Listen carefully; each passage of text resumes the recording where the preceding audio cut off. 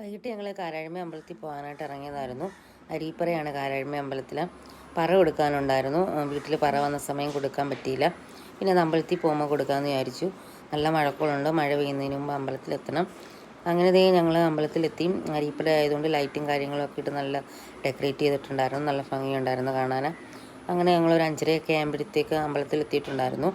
ഞങ്ങൾ വന്നപ്പം കാരാഴ്മയമ്മ പുറത്തേക്ക് എഴുന്നള്ളിയേക്കുമായിരുന്നു പറയെടുക്കാനായിട്ട്. പടിഞ്ഞാറേ NSS കരയോഗത്തിൻ്റെയും കിഴക്കേ NSS കരയോഗത്തിൻ്റെയും പറയെടുപ്പുണ്ടായിരുന്നു. പിന്നെ ഞങ്ങൾ കുറച്ച് സമയം അവിടെ നിന്ന്, ഞങ്ങൾ ചെന്ന സമയം പറ നടന്നുകൊണ്ടിരിക്കുമായിരുന്നു. അവിടെ നിന്ന് പറയൊക്കെ കണ്ടു.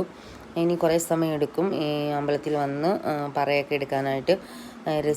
ക്യൂ നിന്ന് റെസിപ്റ്റ് എഴുതണം പറ കൊടുക്കാനായിട്ട്. നല്ല ക്യൂ ഉണ്ടായിരുന്നു.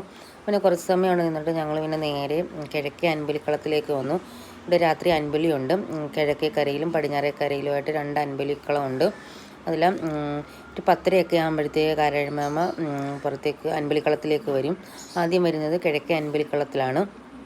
ഞങ്ങളങ്ങനെ കിഴക്കേ അൻപലിക്കളത്തിൽ വന്നു. അവിടെ അൻപലിക്കളമൊക്കെ വരച്ചു പൂക്കളൊക്കെ ഇട്ട് ഡെക്കറേറ്റ് ചെയ്തുകൊണ്ടിരിക്കുകയാണ്. അങ്ങനെ ഞങ്ങൾ കുറച്ച് സമയം അവിടെ നിന്ന് കണ്ടു. ഇതുകൂടാതെ ഇനിയും ഗാനമേളയുണ്ട്. പടിഞ്ഞാറേ കരയിലും കിഴക്കേ കരയിലുമായിട്ട് രണ്ടും ഒരേ സമയമാണ് ഈ ഗാനമേളയും നടക്കുന്നത്. പിന്നെ ഞങ്ങൾ കുറച്ച് സമയം അവിടെ നിന്നിട്ട് നേരെ അമ്പലത്തിൽ വന്നു പറ കൊടുക്കാനായിട്ട്. പക്ഷെ അപ്പോഴും നല്ല തിരക്കുണ്ടായിരുന്നു.